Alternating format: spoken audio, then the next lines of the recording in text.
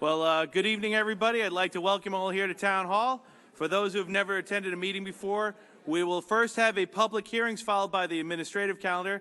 There are meeting agendas available in the rear of the pavilion if you'd like. If you wish to be heard on any of these matters, just please go to the back, get a form, fill it out, and we'll put it up here and we'll call your name out later on. After the meeting, of course, is adjourned, the Town Board will remain to hear the session of any residents who want to address the board on any other matters. Madam Clerk, please call the roll. Supervisor Clavin. Here. Councilman Blakeman. Here. Councilman Carini. Here.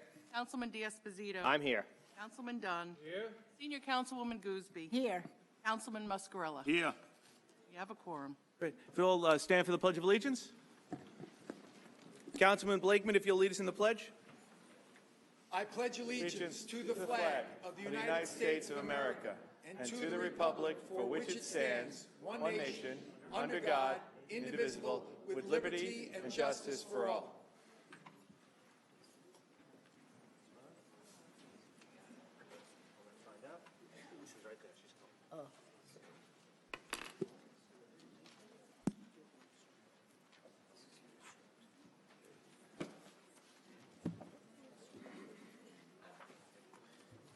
Well, good evening, everybody. If you'll indulge for a little bit, we have some recognition tonight of some well-deserving students in our community that have achieved quite an accomplishment.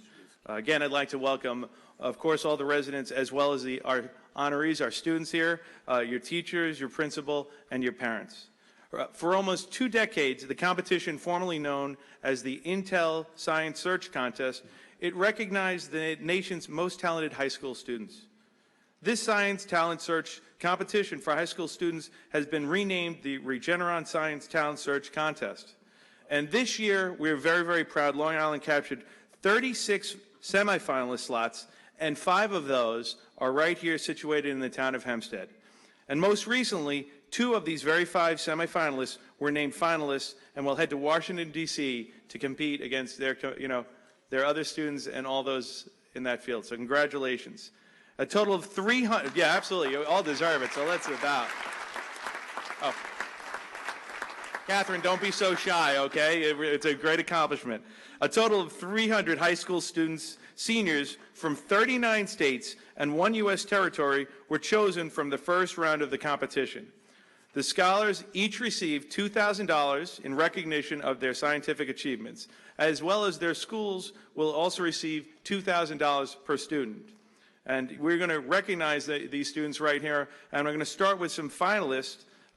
He could not attend, but I do want to mention him, Andrew Britton, as well as Catherine St. George, and semifinalist Kanar Gelman from John F. Kennedy High School. If the 2 of you would come on up and, you know what, receive the accolades of all of us here, as well as some citations in the town.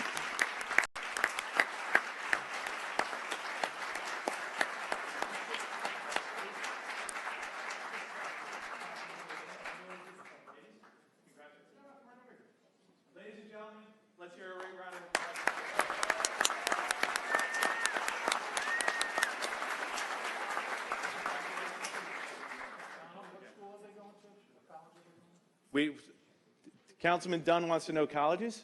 Really? Well, you know what? Ladies, please inform us if you've made your decision of where you're going. Congratulations. And Kanar? Bucknell, congratulations. We also have Cheryl Lynn from the Island Trees High School, who is one of our recipients. Cheryl, if you'd come on up here, receive a citation, and we'd like to acknowledge your great achievements.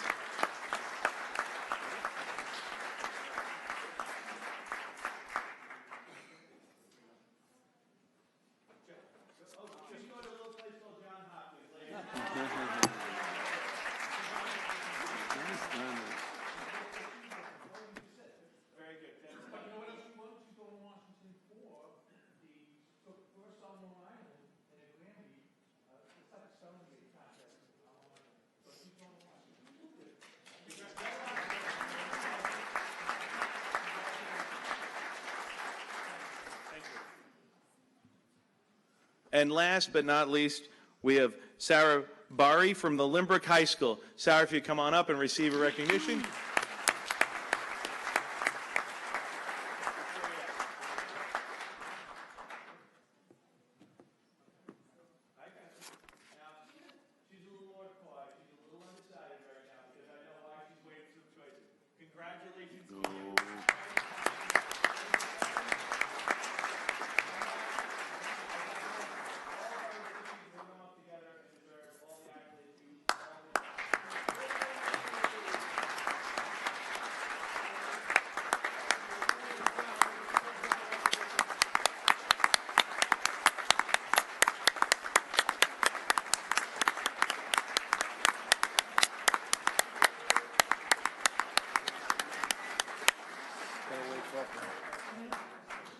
Congratulations to all of you. As well as we should always remember, behind every great student is a parent, is a teacher, is a faculty member who is helping them, guiding them, and inspiring them. And let's give a round of applause to all of them who have taken the time. If you would please stand, all of our parents and faculty, for your recognition as well.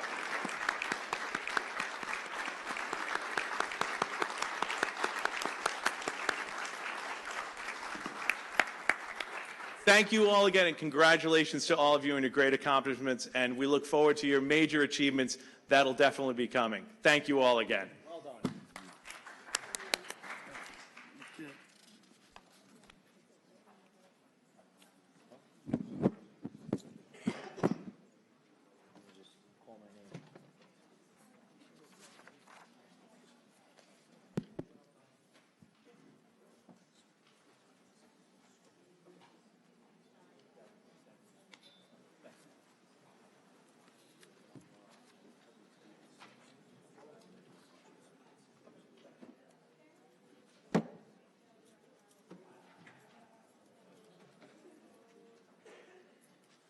Madam Clerk, call the first public hearing. Proposed local law regarding regulations and restrictions to limit parking in Baldwin, Belmore, Merrick, North Valley Stream, Oceanside, Uniondale, and near Valley Stream. I don't have any slips on this matter. Would anybody care to be heard on this? Okay, if not, may I have a motion? Oh, I'm sorry. How are you? Good to see you today.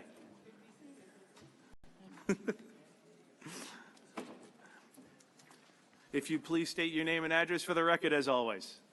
Rita J. Maraday, Baldwin resident, and I would like just some clarification on the locations in Baldwin for these restrictions.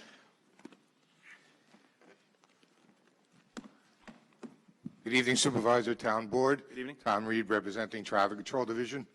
The location in question is Prospect Street off of Grand Avenue, near the library there. We're just increasing the corner clearance, so when people exit out of the town lot, they have a better visibility, turning out onto Prospect Street. Okay, so is that an increase in the signage as well as possible enforcement, because that is a problem area? Yes, we can notify the police once the signs get put up. Okay, perfect. Thank you. Thank you very much. Thank you, Mr. Reed. I move that the public hearing be closed and the item be adopted. Supervisor Clavin. Aye. Councilman Blakeman. Aye. Councilman Carini. Aye. Councilman D'Esposito. Aye. Councilman Dunn. Aye. Senior Councilwoman Gooseby. Councilman Muscarella. Aye. Madam Clerk, please call the next item. Proposed local law regarding parking or standing prohibitions in Baldwin, Belmore, East Meadow, Franklin Square, near Garden City, Merrick, Roosevelt, and Uniondale. Again, I don't have any slips in this matter. Would anybody care to be heard? We are in the flow, so let's keep our name and address again. Rita J. Maraday, Baldwin resident. Once again, just need clarification as far as location and justification for proposed law.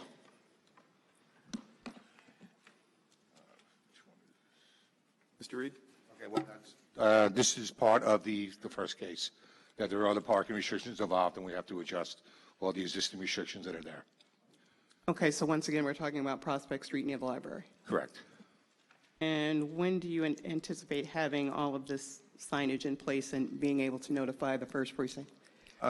Hopefully within the next couple of weeks, as soon as we get the resolutions back from the state, then we can legally install the signs.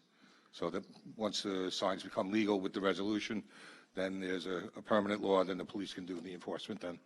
Okay, perfect. Thank you. Mr. Graham Street. Good evening, sir. How are you? If you can name a name and record, or address for the record. My name is Charles Robbins at 71 Linden Place, Roosevelt, New York. Thank you, Ms. I'd Robbins. like to confer to Roosevelt with restricting parking in Roosevelt.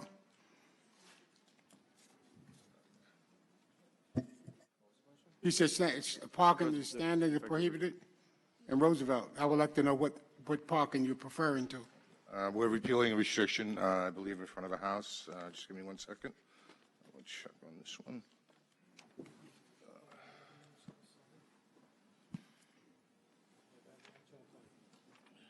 I apologize. I'll get this.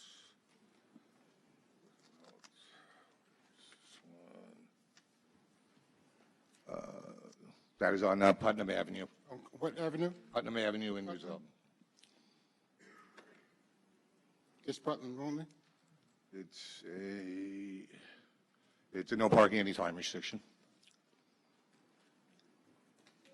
Thank you, sir. Okay, thank you very much. Thank you, Mr. Reed. Anybody else who is to be heard on this matter? If not, may I have a motion? I move that the public hearing be closed and the item adopted. Supervisor Clavin. Aye. Councilman Blakeman. Aye. Councilman Carini. Aye. Councilman Desposito. Aye. Councilman Dunn. Aye. Senior Councilwoman Gooseby. Aye. Councilman Muscarella. Aye. Madam Clerk, please call the next item. Proposed local law regarding arterial stops in Hewlett, North Belmore, Oceanside, Seaford, Wantagh, and West Hempstead. Again, I don't have any slips in this matter. Does anybody wish to be heard on this? If not, may I have a motion? I move that the public hearing be closed and the item adopted. Supervisor Clavin. Aye. Councilman Blakeman. Aye. Councilman Carini. Aye. Councilman Desposito. Aye. Councilman Dunn. Aye. Senior Councilwoman Gooseby. Aye. Councilman Muscarella. Aye. Madam Clerk, please call the next item. Proposed local law regarding prohibition of right turns in Levittown. I don't have any slips in this matter. Does anybody wish to be heard? If not, may I have a motion? Move we close the public hearing and that the matter be adopted. Second. Supervisor Clavin. Aye. Councilman Blakeman. Aye. Councilman Carini. Aye. Councilman Desposito. Aye. Councilman Dunn. Aye. Senior Councilwoman Gooseby. Aye. Councilman Muscarella. Aye. Madam Clerk, please call the next item. Proposed handicap parking on public streets in Baldwin, Elmont, Franklin Square, Inwood, Merrick, and Oceanside. I don't have any slips in this matter. Does anybody wish to be heard? If not, may I have a motion? Chris? I move that the public hearing be closed and the item adopted. Second. Supervisor Clavin. Aye. Councilman Blakeman. Aye. Councilman Carini. Aye. Councilman Desposito. Aye. Councilman Dunn. Aye. Senior Councilwoman Gooseby. Aye. Councilman Muscarella. Aye. Madam Clerk, please call the next item.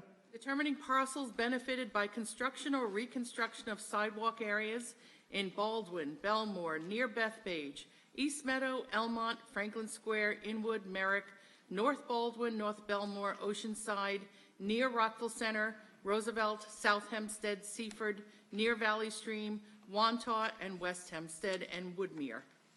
Okay, I do not have any slips in this matter. Does anybody wish to be heard? Oh, hold on. Hello? Your name and number? Oh, never the number. Calling already. Meta J. Merriday, Baldwin resident. Definitely have a number of questions with regard to exactly what parcels and what type of reconstruction as it pertains to sidewalks when many of the residents have significant issues, particularly those of us in Baldwin, with roads.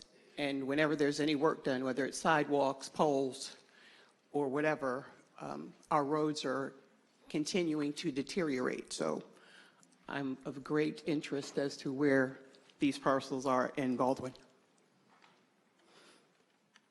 Come on down.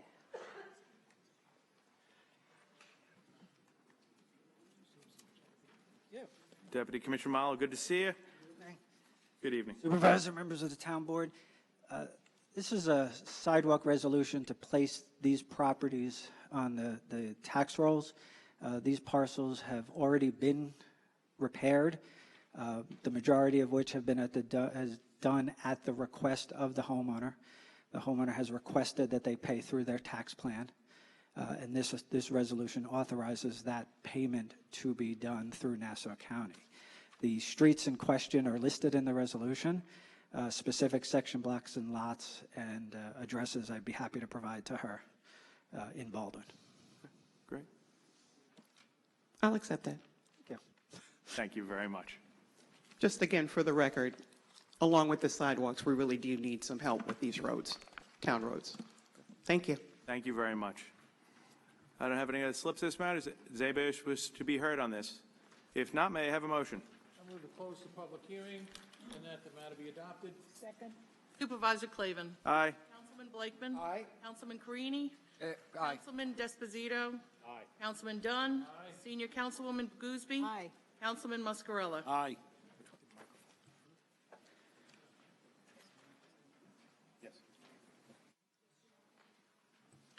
Madam Clerk, please call the administrative calendar.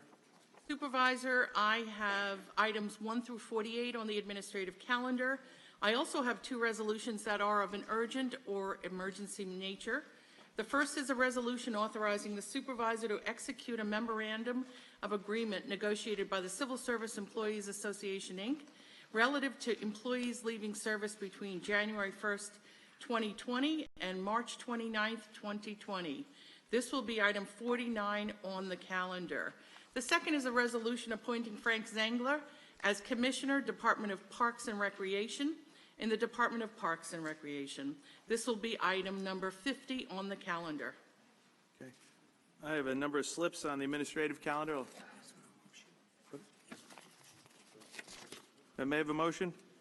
Supervisor, I'd like to make a motion to table number 45, I'm sorry. Second motion. Supervisor Clavin. Aye. Councilman Blakeman. Aye. Councilman Carini. Aye. Councilman Desposito. Aye. Councilman Dunn. Aye.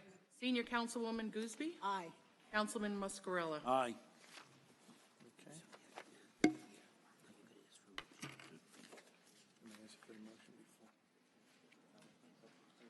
Can I have a motion on administrative calendar? I move the administrative calendar. Second.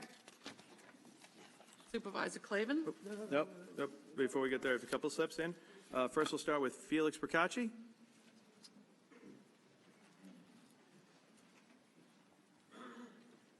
If you name and address for the record, please.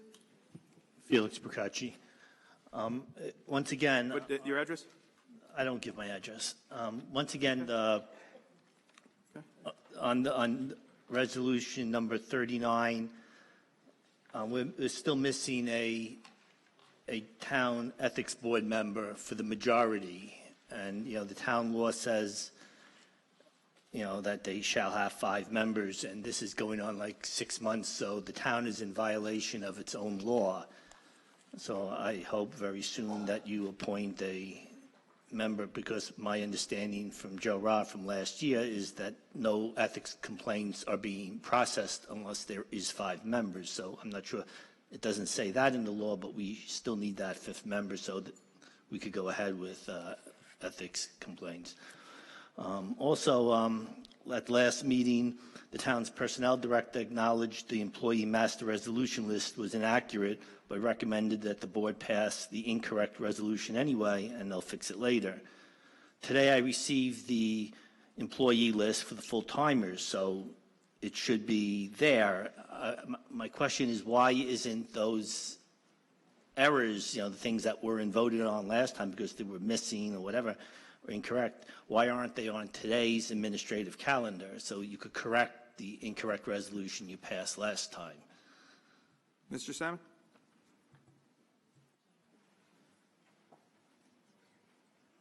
Good evening, Supervisor, members of the Town Board. Following the last meeting, I double-checked with my office. The resolution as presented to the Town Board was complete. The printed copy, for some reason, omitted several names.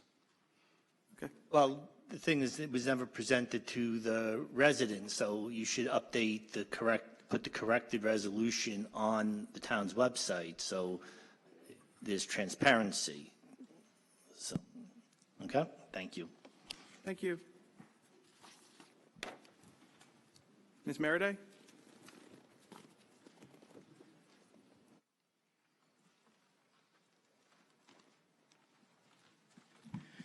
Rita J. Meriday, Baldwin resident. A few questions. I'll start with item 27. I'm just concerned with regard to not necessarily the application, but just some concerns that I was recently made aware of with regard to this particular school, that there is no signage as far as, I guess, speed limits or beware school area in that location that I'm just concerned that we don't have the adequate signage, and heaven forbid there is a tragedy and then everyone wants to sit around and say, we didn't know. So I just want to put that on the record with regard to a concern about Those are that. county roads. They're working on it, though.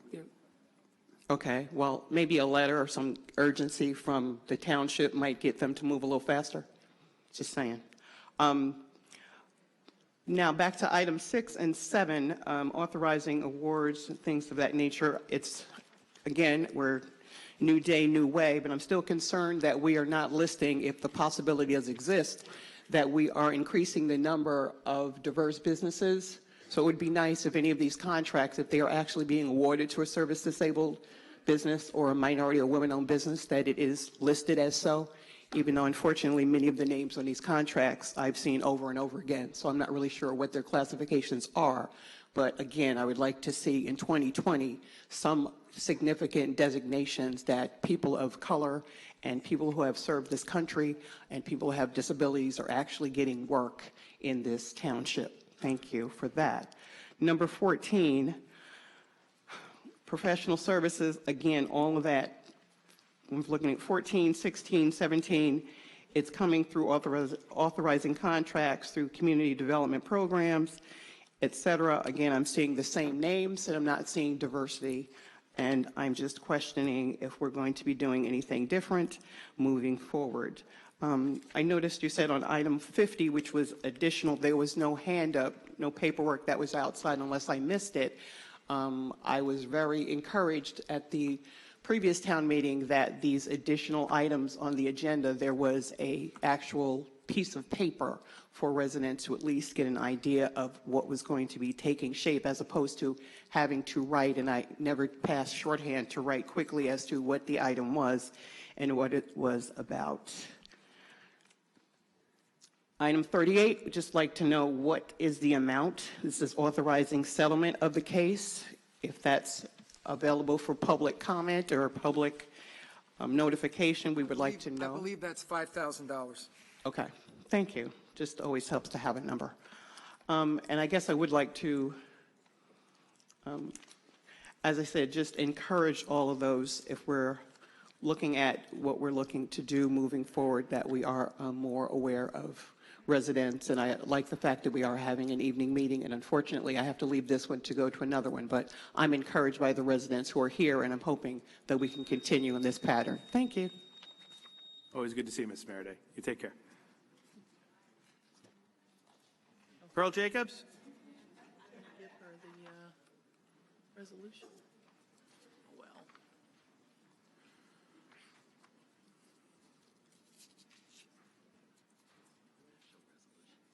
Good evening. If you give your name and address for the record. Yes. Good evening, Pearl Jacobs, Uniondale, representing Nelson Garden Civic Association in Uniondale. First item I would like to question is item 7. I would just request some clarification. Would this pertain to phase 2 and portion of the Uniondale streetscaping project? Charles won't be happy.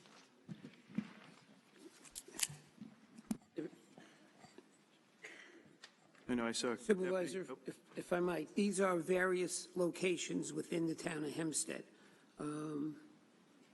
The backup to, here he is, I'm sorry.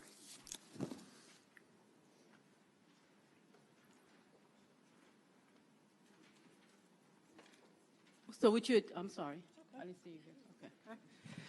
Craig Malo, Department of Highways. The Resolution 7 is a renewal of an existing contract with Stasi Brothers to repair sidewalks, the beginning part of the previous resolution. This is an existing contract has a built-in renewal in it.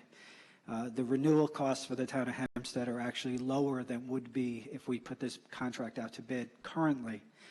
We have an existing contract that's about to expire with about $40,000 left for a different vendor. That will be going out to bid in the next 2 to 3 months. But this money is money that we will be outlaying to repair sidewalks. And then within a year or so, the previous resolution that puts the money on the tax rolls, all that money comes back to the town plus administrative fees and interest. So this contract is a zero negative for the town. So would you have any update on Phase 2 of the Uniondale streetscaping project? That unfortunately is not within my domain. No. Would that's, I anyone believe, have with the any planning information on department. that? Want to bring that up after? I will bring it up later, Okay. yes. So item 17, and I guess I would go 18, 19, 20, 21, 22, 23, and 24, as well as 25. I just need clarification regarding, more specifics about, where this economic planning and community development programs, what would it encompass and where? These are contracts, the Department of Planning and Economic Development puts bids for various engineers and attorneys, and they put them out to bid, and these are the, I guess RFP would be a better word, request for proposals, and then they have a panel that selects who is going to be used by the department. Aye. Supervisor, members of the board. 14, 15, 17, 18, 19, 20, 21, 22, 23, 24, 25. Those are all requirement contracts that we bid out by request for proposals. Proposals are reviewed by committees of 4 or 5 people in the Department of Planning. They're evaluated, they're scored upon, and then the winners are awarded the contracts. They're various, as I said, the requirements contracts, and we follow strict federal guidelines set forth by HUD. So the RFPs, you can't identify the areas that they're going to, these projects going to. They're not specific to any They're not projects specific right to any now. projects at all? No, Okay, not at this time, right? not at this time. Okay. And last, 33, I would like clarification regarding location of proposed development site, if possible.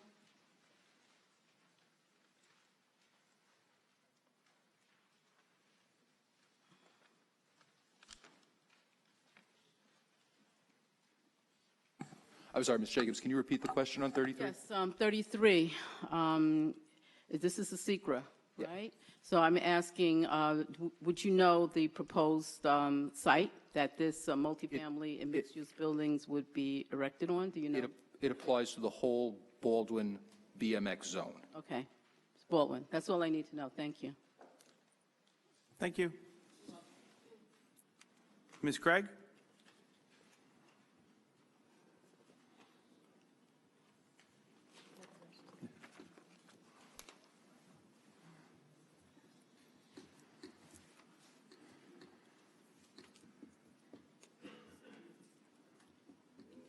Hi, Ms. Craig. Good evening. Mary Ellen Cray, 436 Locust Avenue, Uniondale. It's interesting to note all of these things for the Department of Planning and Economic Development, but as I requested last month, or at the last meeting, I should say, we were hoping that the projects under CDBG, for example, the Uniondale Community Council Youth Project, would be on the agenda for this evening, and I'm disappointed that that is not the case. So I'm hoping that it will be on the agenda for next meeting, the end of the month, because the not-for-profits that are covered under this, such as Uniondale Community Council's Youth Project, have already spent the money, and we're not an endowed organization, and therefore it would be nice to have the reimbursement for what was already taken care of. Appreciate the input on that. Thank you very much. So will it be on the agenda for February 20, whatever it is? I don't want to commit to it because I don't know, but I'll tell you, I'll be happy to follow up for you. I'd appreciate that. My pleasure. Thank you very much. I don't have any other slips in the administrative calendar. Does anybody else wish to be heard? If not, may I have a roll for the administrative calendar numbers 1 through 50? I move the administrative calendar from 1 through 50. Second. Supervisor Clavin. Aye. Councilman Blakeman. Aye. Councilman Carini. Aye. Councilman Desposito. Aye. Councilman Dunn. Aye. Senior Councilwoman Gooseby. Aye. Councilman Muscarella. Aye. Make a motion to adjourn? So moved. Supervisor Clavin. Aye. Councilman Blakeman. Aye. Councilman Carini. Aye. Councilman Desposito. Aye. Councilman Dunn. Aye. Senior Councilwoman Gooseby. Aye. Councilman Muscarella. Yes. Thank you very much. We now have our public comment section. I have a number of slips. Oh, miscellaneous? Okay, thank you very much. We'll start with Felix Procacci.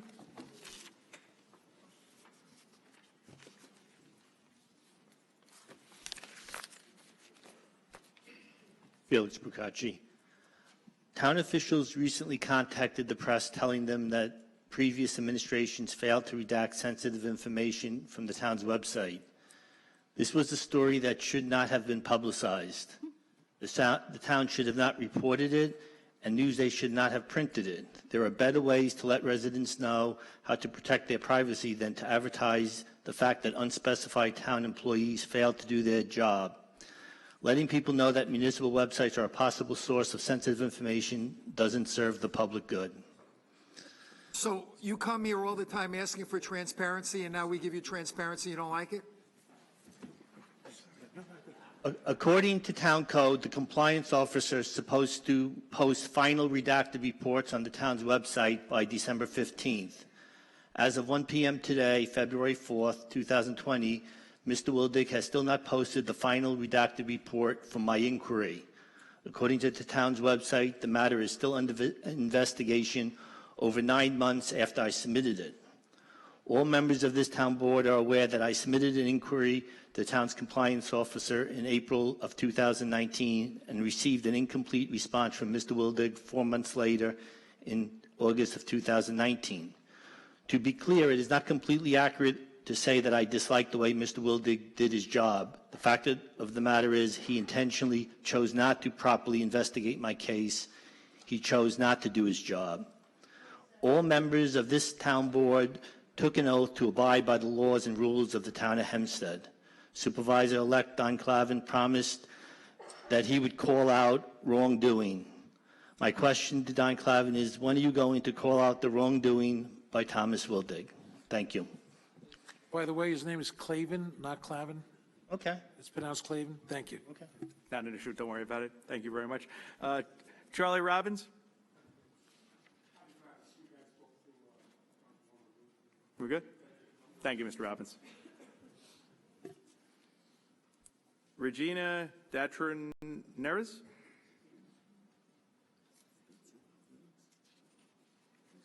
Okay. Maria. Oh, I'm sorry. I apologize. Hi, how are you? How you doing? Hi, how are you? Good. Your name and address for the record? One of the debates, Regina Datner. I live in Wantor. How are you? Nice to see you in office here, and everybody looks so much better than the last time I was here. It was so bad you could cut it with a knife. That's how bad it was. So moving forward, the first thing, I volunteer at the shelter, as you know, the animal shelter. I got a question to ask. I see Mr. Marino here. I had approached somebody about, I am certified in CPR. I mentioned this to Mr. D'Esposito.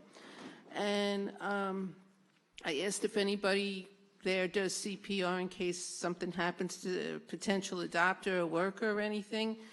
And they said, no, they wait for the ambulance to come. So I don't know if you will be getting anybody that will be taught CPR just in case, because I hate to see somebody lose a life just in a few seconds' time. Okay, that's great. I appreciate it. It's a great idea, and I'll follow up on that, okay? Thank you. And I have to say, hats off to Mr. D'Esposito for the knock-on class last night. He's doing very well with that. And also, where I live in Wantor, we have a lot of potholes. If there's somebody here I can talk to about that, I mean, the whole neighborhood, basically. It'll keep somebody real busy, boy, let me tell you.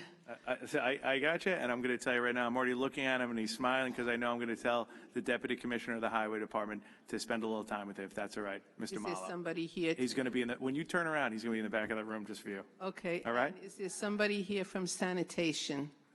I know I saw the Sanitation Commissioner. Maybe after you're done with Mr. Malo, he'll Come over to- bring on over there and give you a helping hand, I okay? have a good compliment about that, too. That's a nice thing to hear. Thank you very Nice much. seeing you again. I You hope too. we can talk again from last time. You got it. Okay. Thanks again. All right. Bye-bye.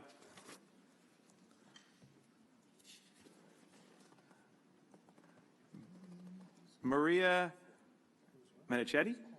Did I get it right? Okay. Okay, I feel a little better. We got that right. Hi, Maria. How you doing? Eddie from East Meadow. I'm here basically, let me put my glasses on. We have been informed by Mike Smith, who is the police chief, in an informal meeting that he is getting complaints against Town of Hempstead with trying to help these animals in the streets. They're not responding. If you call up the shelter, you get a lot of attitude and you're not getting anywhere, which puts it out on when these animals are loose. I do search and rescues, plenty of us out there. We're out there looking to try and get these dogs, or it's being put onto rescue itself. Where do we put them after we found them? So now we have all these dogs that are being put in the street and nobody's attending, and the police department is really being overwhelmed by this. So that has to be attended to. We don't have the extra time in any rescue. If we're busy, we're so busy, it's getting worse every year. The animals are packing on one on top of the other. So when we call TOH and they don't get anything to us, we get the attitude, like I said, but how could they do this? Why are they allowed to do this? Who do we respond to fix it? And we have to, there's going to be kids hurt, there's going to be animals hurt, there's going to be accidents. How is this going to stop? So that's a main thing that we're having a hard time with. It gets worse every year. And it's always the innocent that ends up getting hurt by this. So we really need to kick this in the bud. I don't know. The volunteers there, awesome. It's the hierarchy who are the ones who are doing this. We also have problems with them giving away dogs to people that are super aggressive. It happened with a person we know that came to us that were petrified. The dog was wild. He attacked and took down 3 people. And then Town of Hempstead refused to take the dog back. That we had to call the police department for us to get this dog back into safety. And then they said that 2 weeks later they put it up for adoption. That a kid would have been killed. We had to make them take this dog down. Again, what rights do we have to stand on? How can we change this? You're welcome. Appreciate you bringing in the concerns. Thank you. It's a danger. It's a very bad danger. Thank you. Paula Wellner? Werner, okay.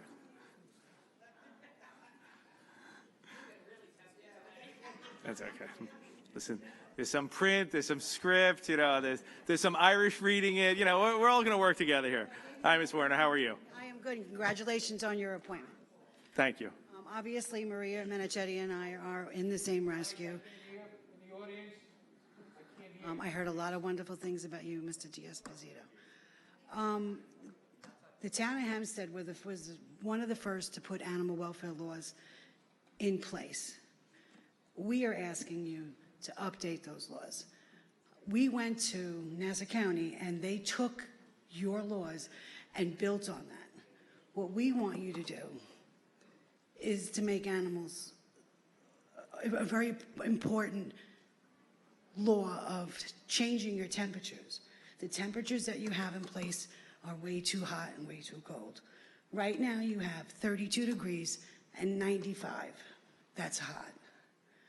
That's hot for us. Put a coat on.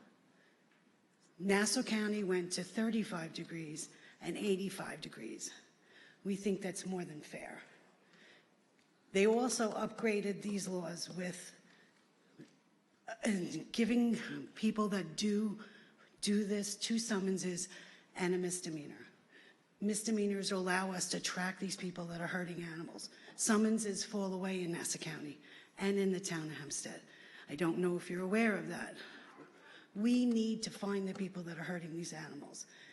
As Maria said, the first call people make are to rescue people. We're the ones that are helping these animals. We need your help to pass laws, help us rescues, because we are the ones taking the brunt of it, to be honest with you. A lot of rescue people are tired. We're done. We need you to put things in place to help us save them. And we need laws put in place to do this. We need you to listen to rescue people. We'd like to form some kind of committee so you could talk to rescue people and see what we need out there. I know that you are. I'm hearing great things about you. I don't know how many people have animals here, but even if you don't, you can't be mean to them. You need to help us, because to be honest with you, we're the ones that are saving a lot of money for your town of Hempstead. We're pulling from these shelters. We're pulling to make sure these animals are taken care of, which takes the burden off of everybody in our town of Hempstead. So I'm so glad to see that this board has calmed down, because I've been to a few meetings. We all remarked on it. I love it, but I really would like if you guys would address something that we can sit and say, this is what we actually need from you. Because a lot of people are giving up. We can't do that for animals. People are just exhausted. I mean, I have a job. I'm running a rescue. I have a family, which I'd love to spend more time with, but we need your help to do this. Thank you. Thank you, Ms. Warner. What I'll say is, I know some people are not shy about sending an email here or there, and there's nothing wrong with sending an email, maybe with a couple of thoughts on maybe some updates on laws. And if you could kind of put it all in one email, if you get my drift, so we don't get 500 emails. I appreciate it. All right. In different areas. I'm not just. I got you.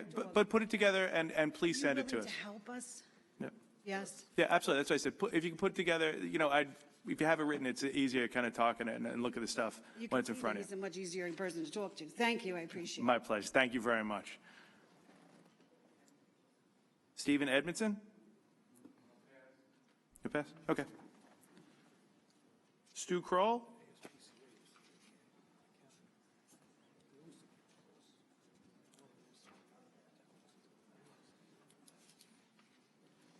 Stu Kroll, Great Neck. Let's see. Before getting into my main point, I'm going to mention a few things about the shelter that I'm somewhat disappointed in. Dysfunction continues apparently to rule the day at the shelter. There have been a great many empty cages in this dog kennel, which is very odd because it's not because of stellar adoptions, but it's become increasingly difficult to get the shelter to accept dogs that they're actually legally required to accept. Every other shelter on Long Island is overcrowded, while ours languish is half full. There are far too many cats as they are not being diligently promoted. On more than one occasion over the last 12 months, spay and neuter programs have been suspended during an overwhelmingly busy kitten season. I'd like to know why this was done and on whose authority.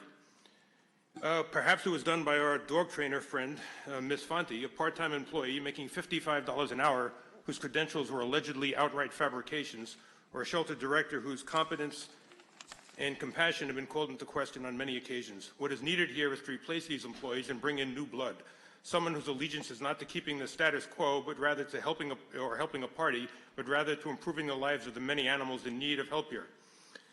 On to my next subject. I'm sure most of you by now have heard on the town board that as of yesterday, a proposed law banning the sale of puppies, kittens, and rabbits in pet stores was passed out of committee by a vote of 7-0.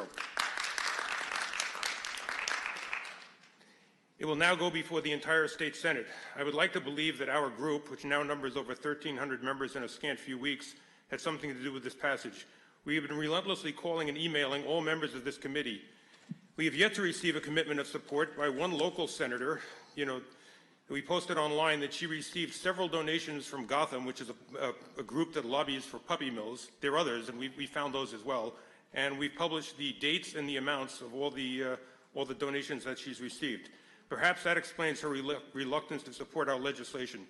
Decency and compassion often take a backseat to financial gain.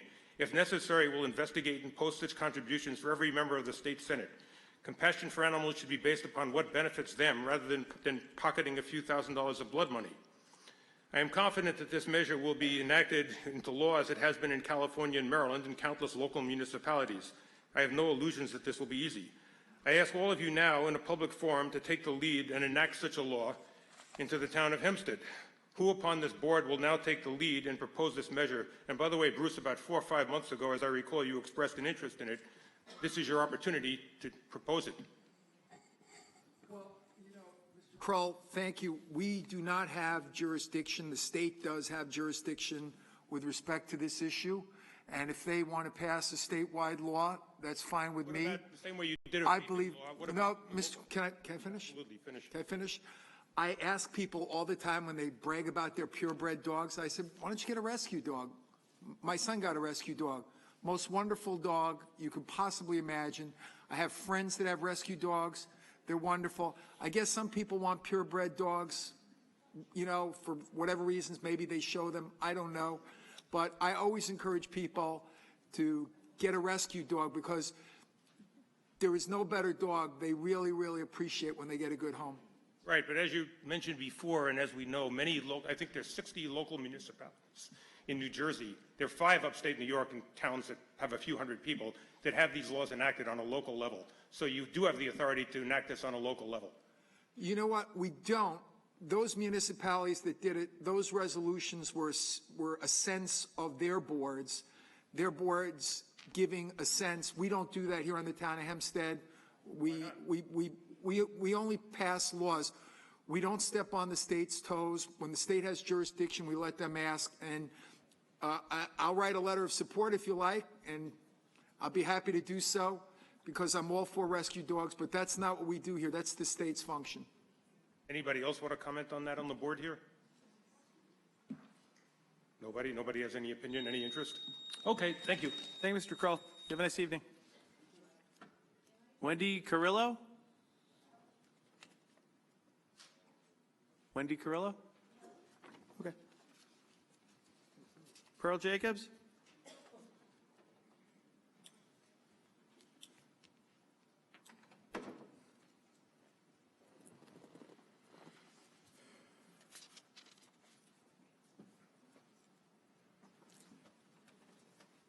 Yes, so Pearl Jacobs, Uniondale, Norseman Garden Civic Association. Since the last meeting last month, I would like to thank you because we are seeing improvement with the sanitation enforcement on Uniondale Avenue. You know, we had an issue at the end of December going into after the new year. I expressed that at this last board meeting a couple of weeks ago, but since that time, we have seen much improvement, so thank you. I have a couple of questions regarding code enforcement issues, buildings. I just have a question regarding, at the last meeting I mentioned the numerous abandoned lots in Uniondale, and a few of these lots are causing problems in the community. I just have a question, a general question regarding 615 Uniondale Avenue. I do see where some orange fencing has been placed at that location, and I would like to know what, if anything, does that orange fencing indicate?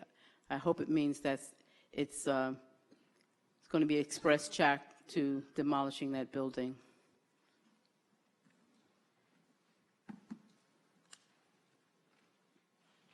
Commissioner Rodkin?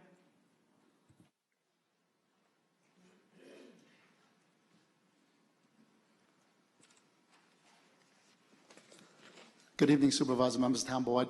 As I stated at the last Town Board meeting, this property is looking to be demolished in March. Okay, but I'm just questioning because there was recently, within the last, I'd say, week or so, there was some new orange fencing put there. Does that indicate anything? Well, I know that they're starting to move forward. We're getting the contractors in place, so we'll work on it. Well, great. Well, that's good news. You can remain if you can because I have a couple more questions or issues. These are more like issues. The abandoned lot, corner of Uniondale Avenue and Front Street. There was a former gas station there. It was fenced in, Now we are seeing trucks and heavy equipment, construction equipment, are not parked at this location. And I would say that that would be a code enforcement violation.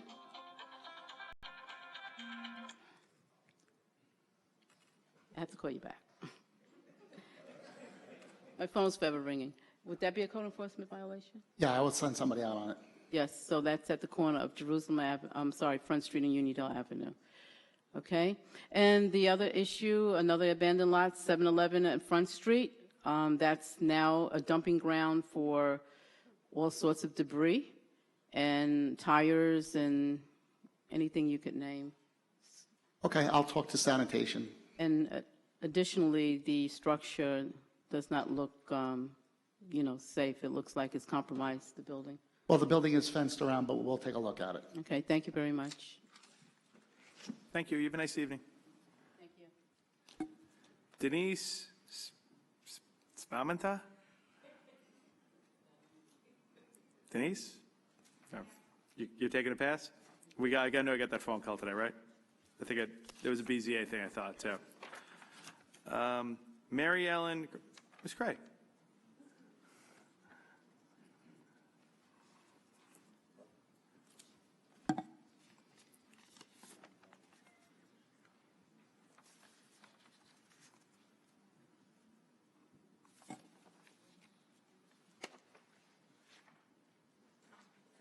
Welcome back. Thank you. I had spoken last month about the 5G, 6G towers, and I asked you to investigate the concerns about the significantly increased power that comes from them and whether they should be hooked up with wires rather than, like a Wi-Fi setup. Is there somebody in the town who's going to be looking into that? Because I understand it's a considerably higher, you have somebody to speak to it? Listen, if you stick around for a couple seconds after, I'll have someone take the information from you. We'll see if we can find a little update on what the status is of that use of that technology. Good. All right. And I'd like to add to my friend who's here from the Sierra Club, of which I'm also a member. We're concerned about moving ahead with the solar panels in Oceanside, and we feel that you're kind of dragging your feet. I think it should be started at a base level, and you can always expand it. So, Ms. Craig, just so you know, that we're not at all dragging our feet.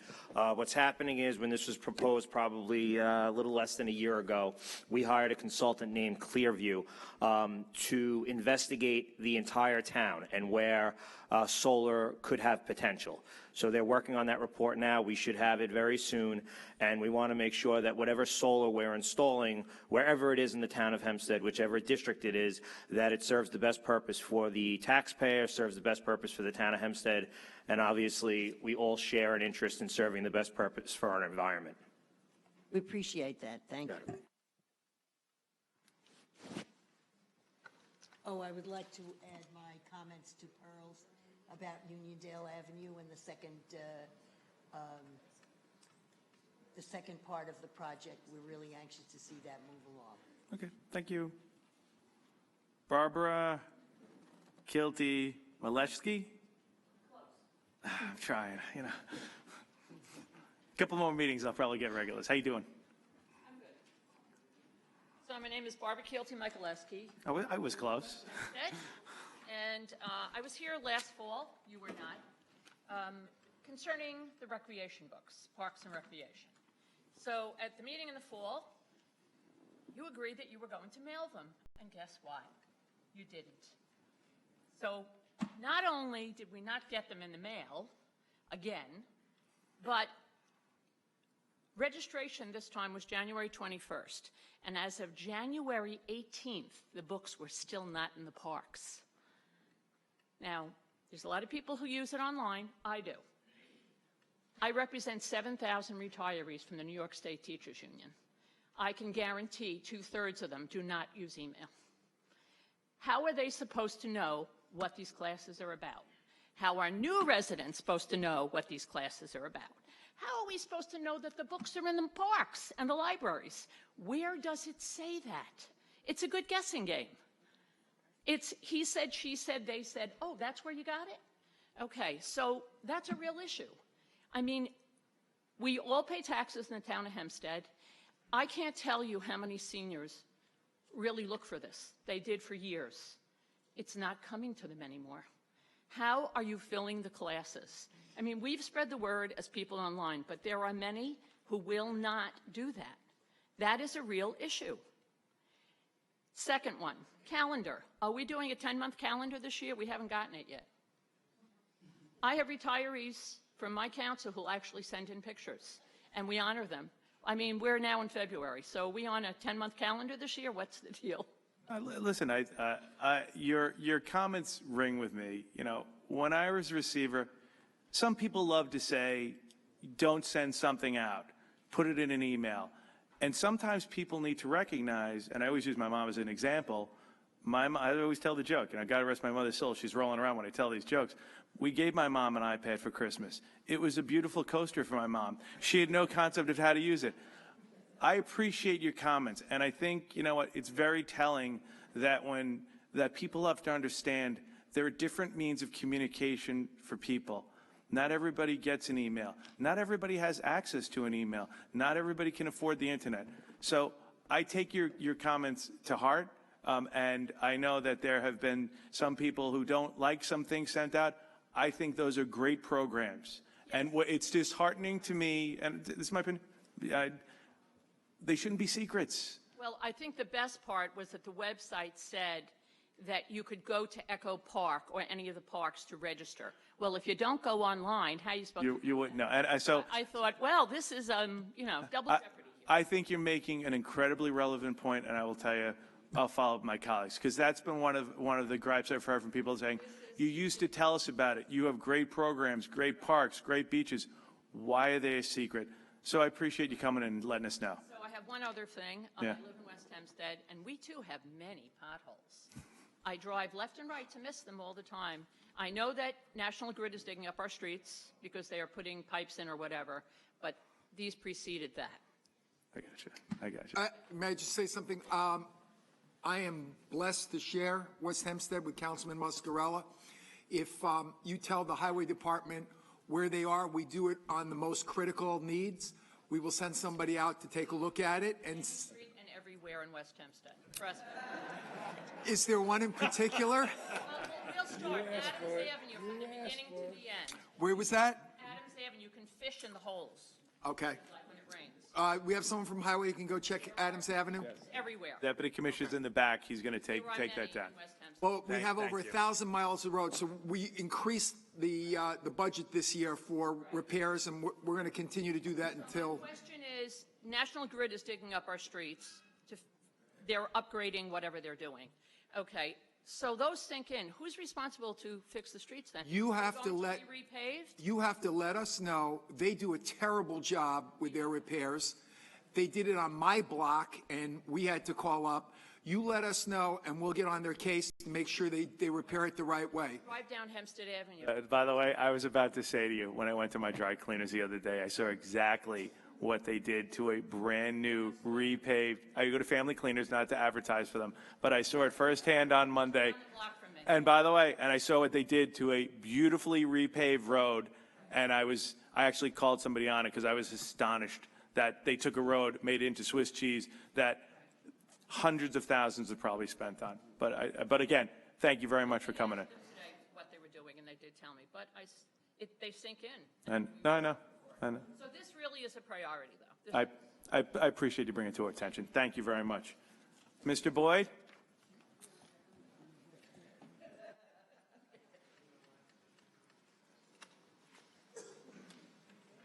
Hi, Mr. Boyd. Good evening, everyone.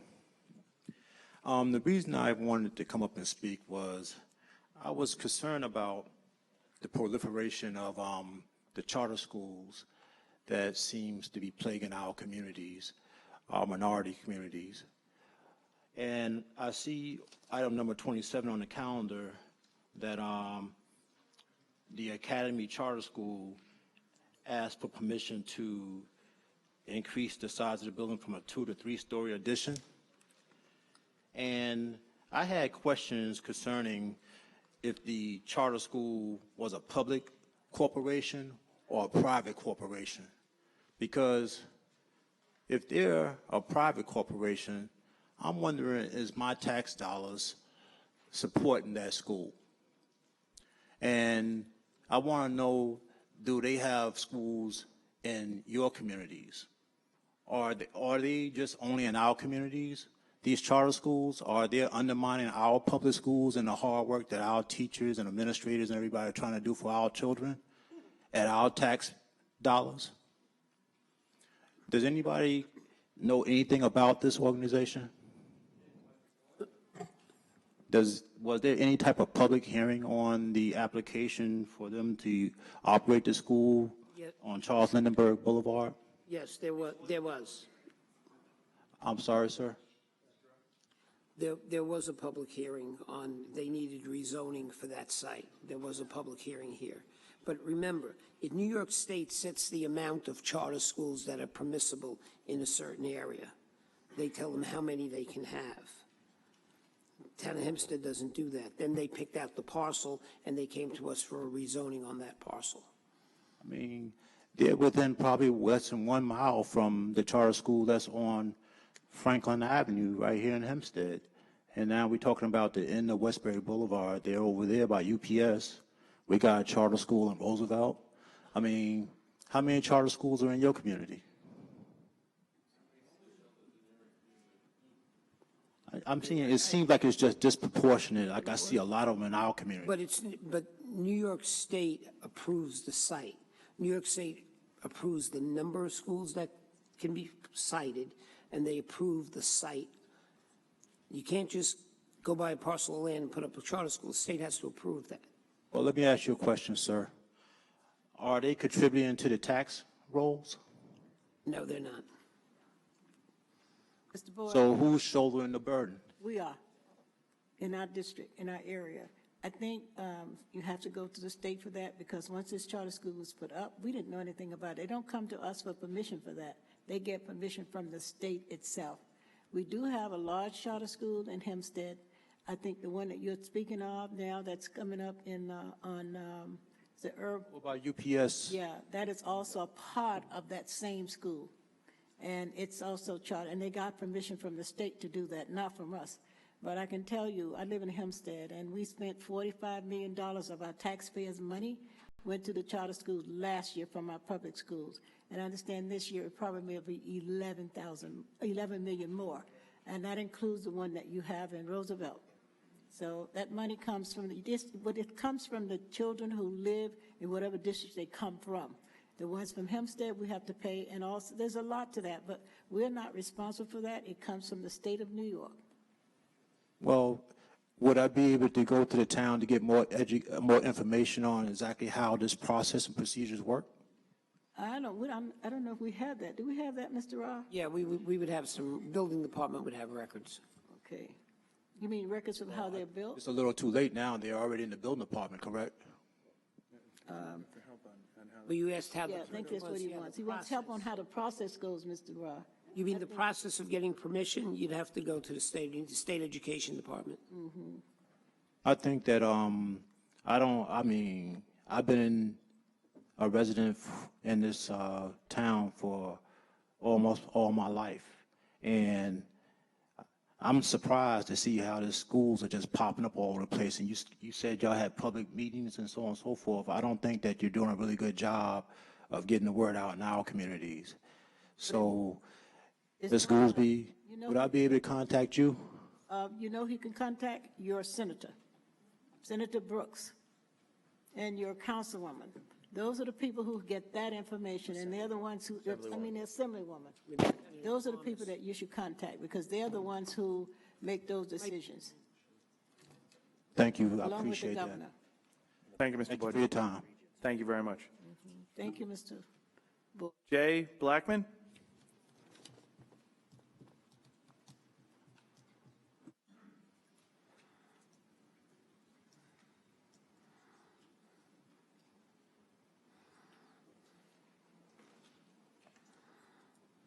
Yes, good evening. Jay Blackman from East Meadow, 1566 Gary Street. I wanted to follow up on what Mary Ellen Krug was talking about with the solar panel farm in Oceanside. We are running out of time in terms of climate change. Scientists have said that now it's within 7 or 8 years, we get to a point where it becomes the tipping point and we can't go back. Now, you had mentioned, Mr. D'Esposito, that it was less than a year that the contract was signed with Clearview. I believe. I don't have the exact date, but I yeah. would say we're going on 16 months, December 11th. Okay. And I've been here, myself and other people from the Sierra Club have been here asking about it, and we get the same response, that they're working on it, and the size of this thing is tremendous. It's going to be 30,000 solar panels because it's supposed to garner 10 megawatts of power, powering 1,500 homes.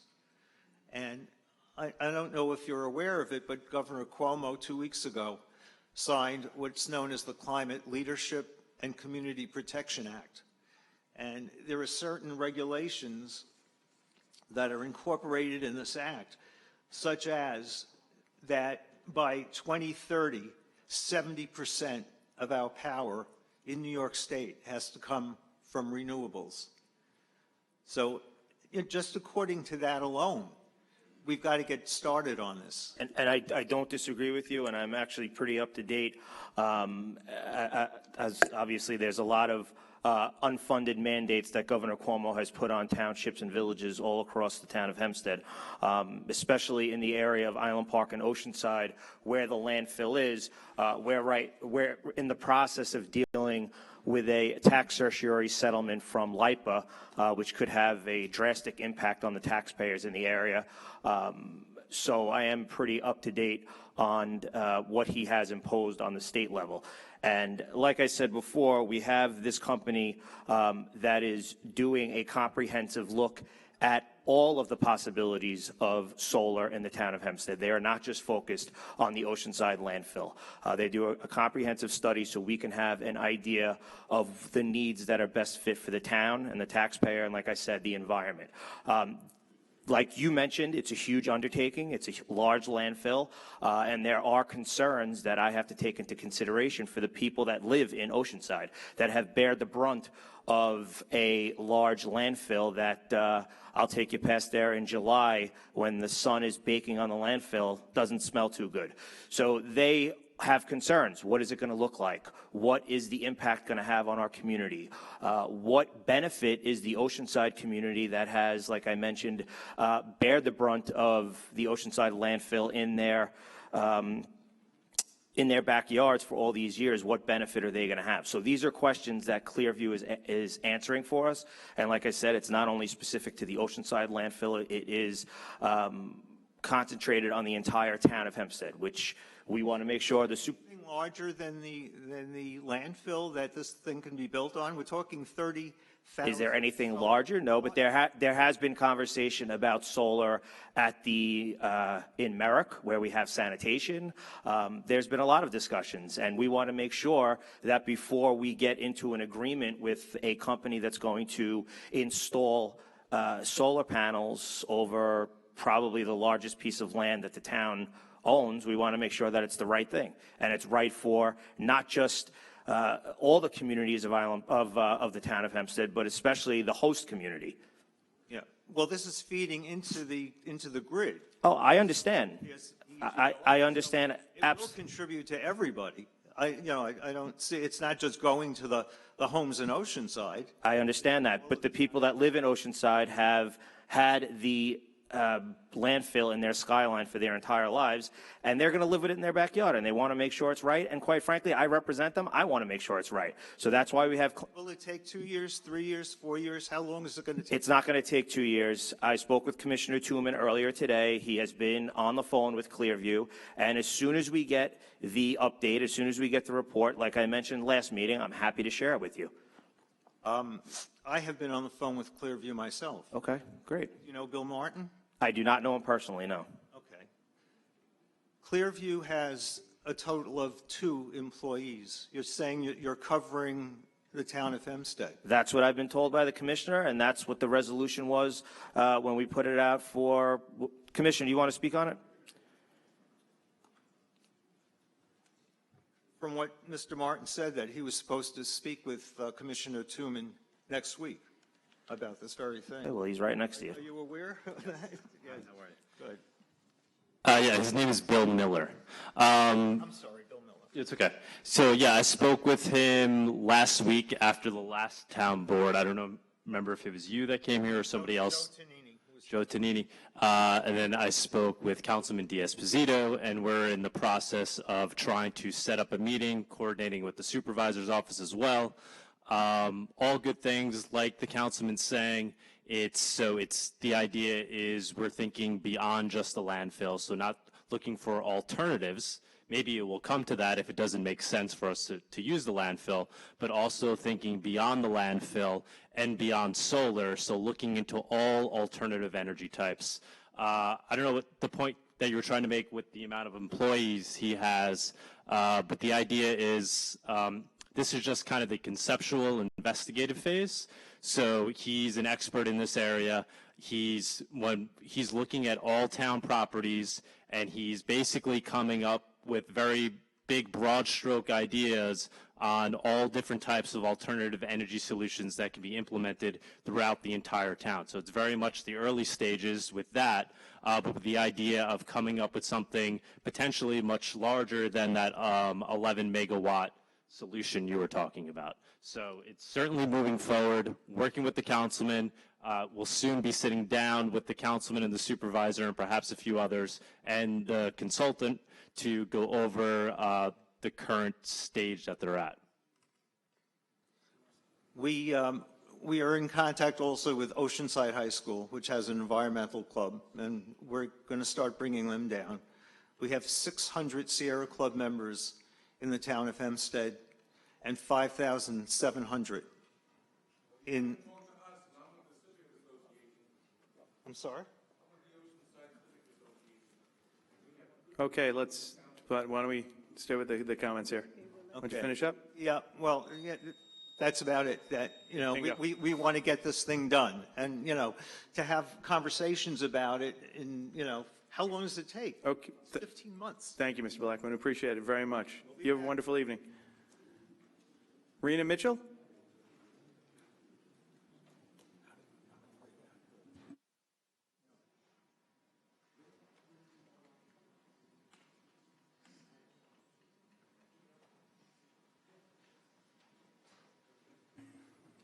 Hi, Ms. Mitchell. How are you? Good evening. Good evening, everyone. Good evening. Oh, come on. I know it's late. So what are you talking about? It's late. Blood moving when I'm talking. I'm coming to speak to you about item number 27. Mr. Boyd spoke to you earlier about the resolution regarding the charter school. Just a little background. I am a parent of a 30-year-old from the Roseville School District. So we were part of the school takeover, the first charter school. So I've seen the history. I'm also a proud parent of a ninth grader, so I'm not out of the school district yet. So I'm still very much interested and involved and interested in what goes on in education, not only on my school district, but other areas around me. So I have a little bit of concern. I have a couple of questions. Maybe you guys can answer this for me. I know we're talking about a building, but did anyone think about what the economic impact would be to not only Uniondale, but the other areas every time we put in a charter school? What is the academic impact on the public schools? Because we still have public education, and we're still trying to educate children through a public education system. Was that considered in consideration for expansion of this school?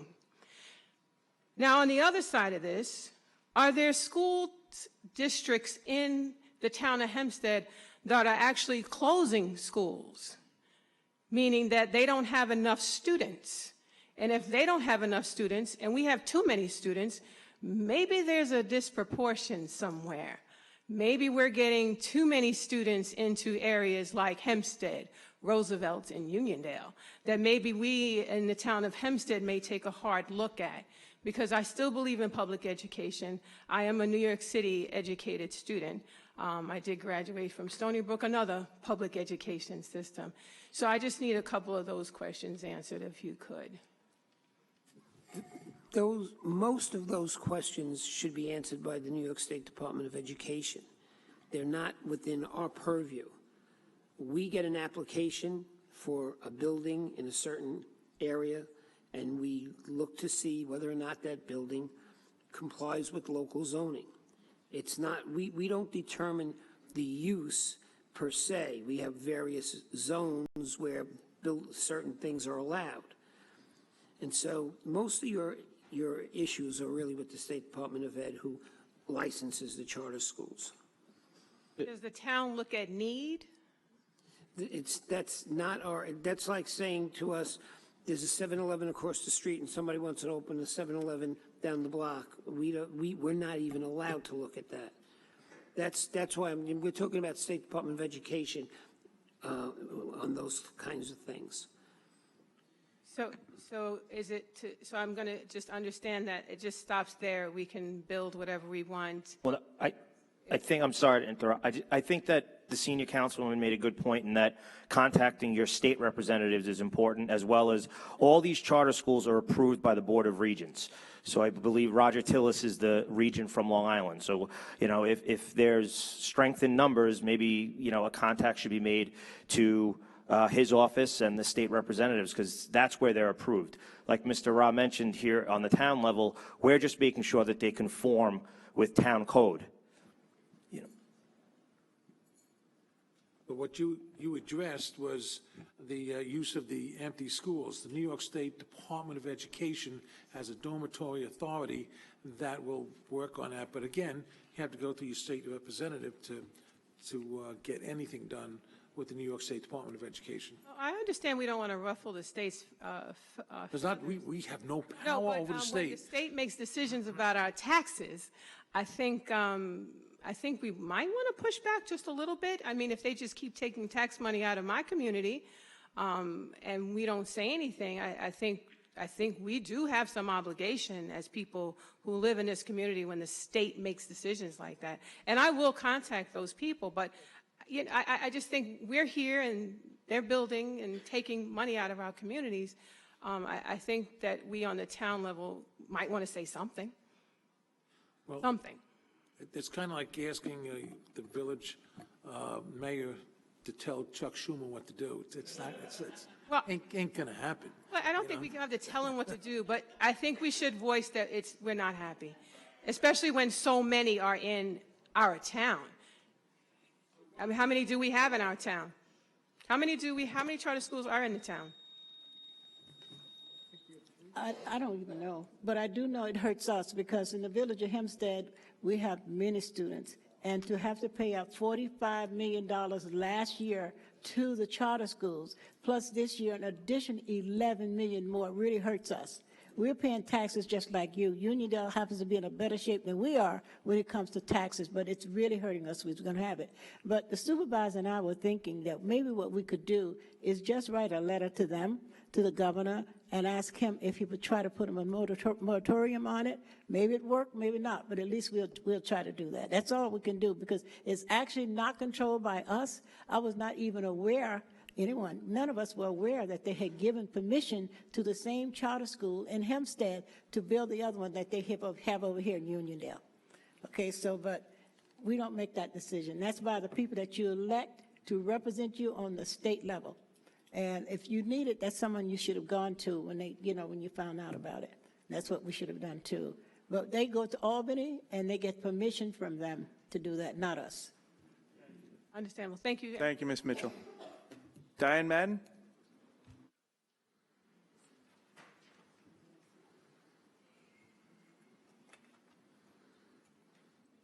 How you doing? Fine, thanks. And yourself? Good. Diane Madden, Hempstead.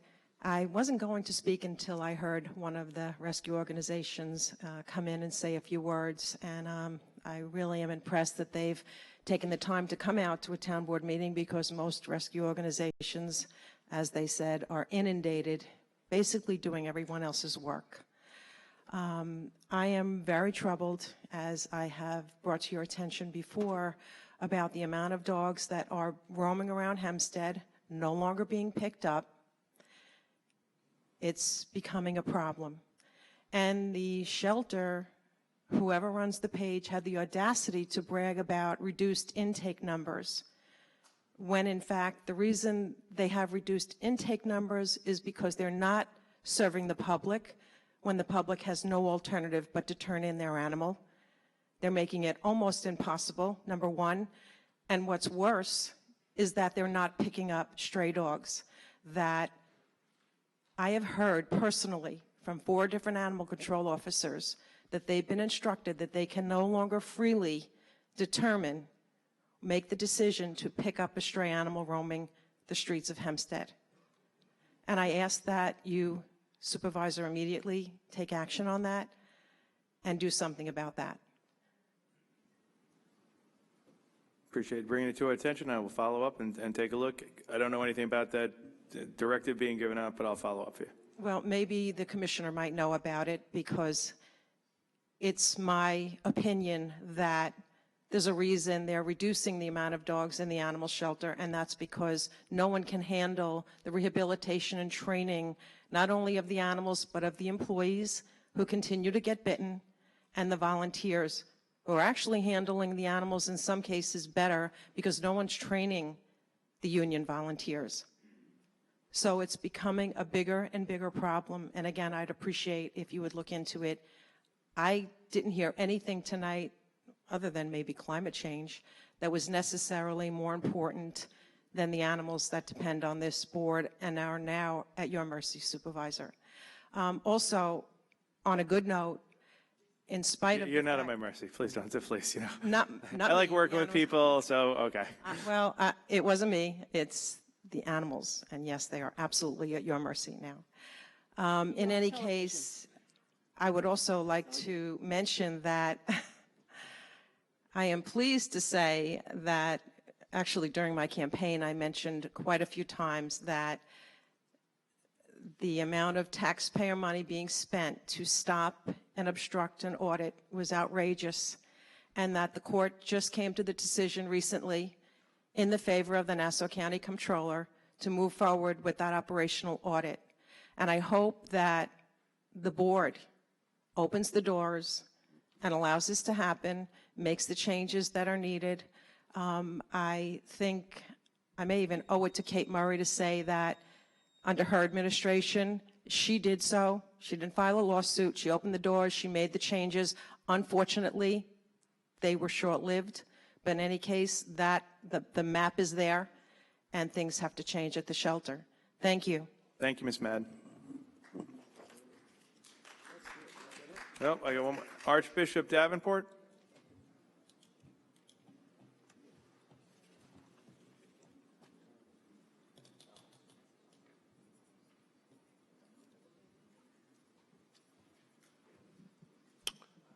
Greetings, Mr. Supervisor, and to all of your venerable colleagues assembled here on this evening. Unfortunately, I have to drag everyone back to that item number 27. I just have a brief question about the matter. It's already been firmly established that there are various things that are not within this particular board's control. And I realize now that a lot of the issues have to be put forth to the state. And by now you can tell that is a great concern of the people from the various communities of Roosevelt, Uniondale, and Hempstead who have been inundated or flooded with these various new facilities as it relates to the various charter schools. What I am concerned about, I believe I heard something that I believe is within your control. Now, I'm not sure. That's why I'm trying to get the clarity. The word that I heard thrown around was an issue of zoning. Is that correct? Is zoning, as it relates to the various communities, within this particular board's control? That's correct. That's correct.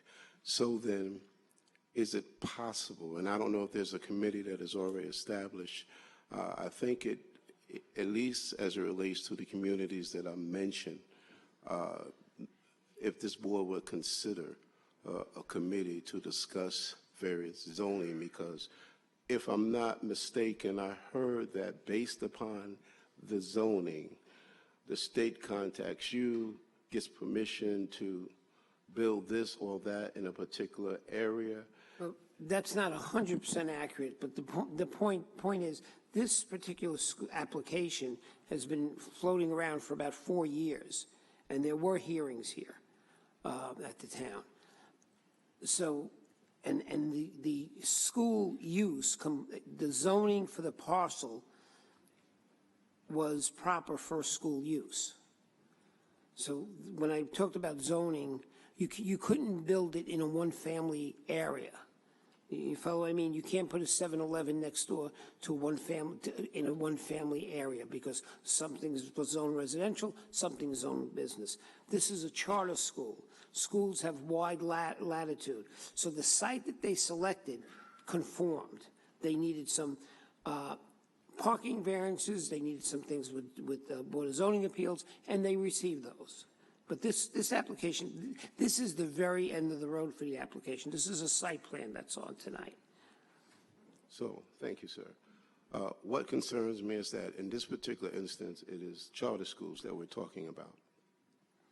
Tomorrow, it may be some other type of business institution that wants to come in and be established, and the communities that I mentioned may bear the brunt of it based upon zoning. And so I guess my suggestion is, or question is there a committee that incorporates a liaison or representative from these committees to discuss the zoning and what comes into the local areas? Thank you. Mr. Rami, I tell him what we do from my office.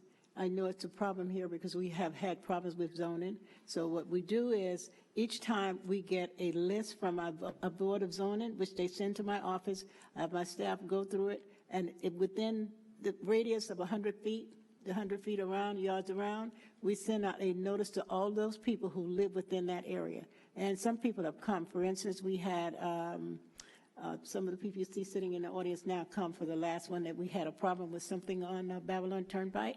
They came, it was discussed, and they were able to put the inputs, and we just denied that last week. I believe it was last week. We denied that. So that's how you can do it. You can do that. You know, you have to read. We have it online, and some people can. And if I can, I know the ones who don't, do send out a letter to them to let them know what's happening. So, thank you very much. You're welcome. Appreciate the time. Thank you, Mr. Bishop. I don't have any other slips. Would anybody else like to address the board? If not, oh, hold on. Is that hand up? Was your hand up? You addressed the board already or no? You did. You can't come back. All right. But I'll stick around and talk to you. All right. Listen, everybody have a wonderful evening, a safe ride home. Take care.